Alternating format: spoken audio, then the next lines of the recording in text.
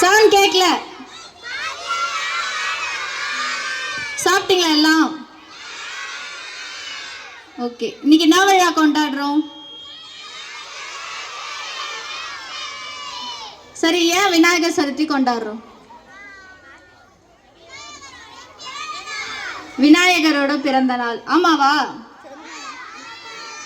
சரி, விநாயகரோட முகம் யானையின் முகம் மாதிரி இருக்கு.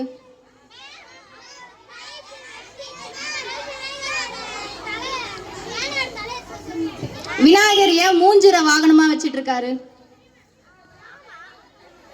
சரி, இப்ப அதான் சொல்ல போறேன். நம்ம ஏன் விநாயகர் சதுர்த்தி கொண்டாடுறோம்னா, கஜமுகன் ஒரு அரக்கன் இருந்தான். அரக்கன்னா என்ன?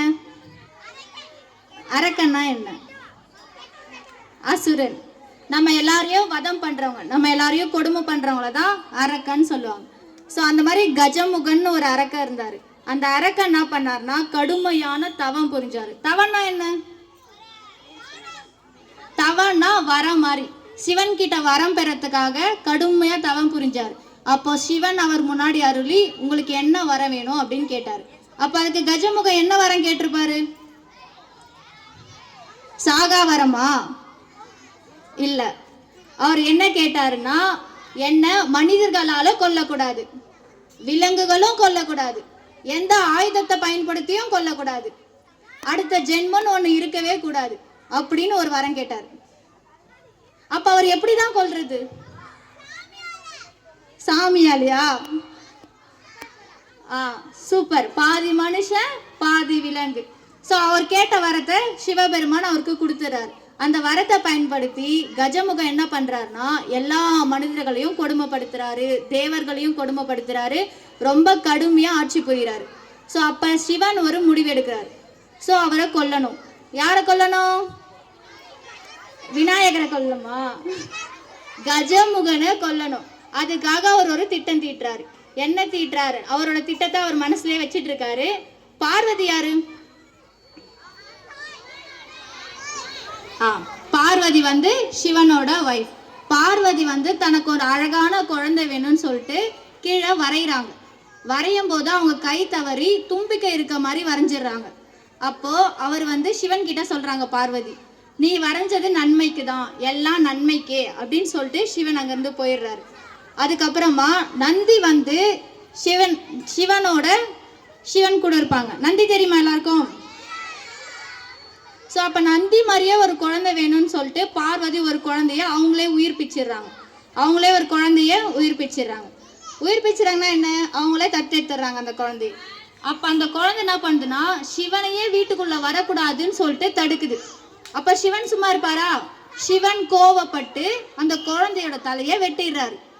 அந்த குழந்தையோட தலையை வெட்டின உடனே பார்வதிக்கு கோவம் வந்தது. என் மகனையே நீ தலையை வெட்டிட்டியா, என் மகனுக்கு உயிர் கொடு அப்படின்னு சொல்லிட்டு ரொம்ப கோவப்படுறாங்க.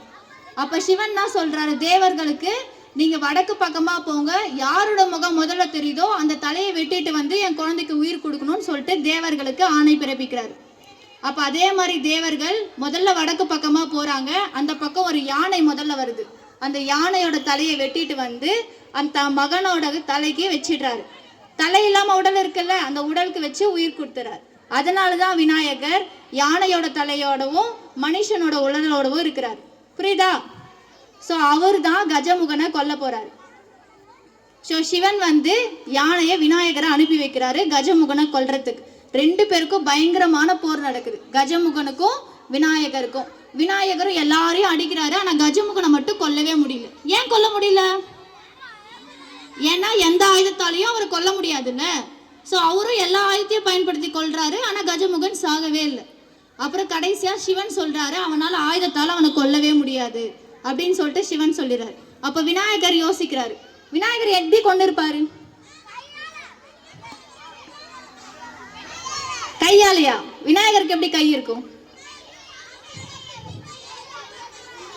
விநாயகரோட தந்தை இருக்கும்ல, அவரோட தந்தத்தை உடைச்சி அந்த தந்தத்தால கஜமுகனா கொல்லுவார்.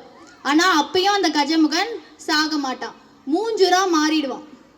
மூஞ்சுரா மாறி ஓடி வரும்போது விநாயகர் தன்னோட ஞான கண்ணால பார்ப்பார். ஞான கண்ணால பார்க்கும்போது மூஞ்சுக்கு தான் செஞ்ச தவறை உணர்ந்து விநாயகருக்கு வாகனமா அமைஞ்சிடும். புரியுதுங்களா? ஏன் விநாயகருக்கு தும்பிக்கை உருவமும் ஏன் மூஞ்சிரு வாகனமும் இருந்துச்சுன்னு சொல்லிட்டு இதுதான் விநாயகர் சதுர்த்தி பிறந்த கதை. அதெல்லாம் நடந்துச்சுல அந்த போர், அந்த நாளை தான் நம்ம விநாயகர் சதுர்த்தியாக கொண்டாடுறோம். நன்றி.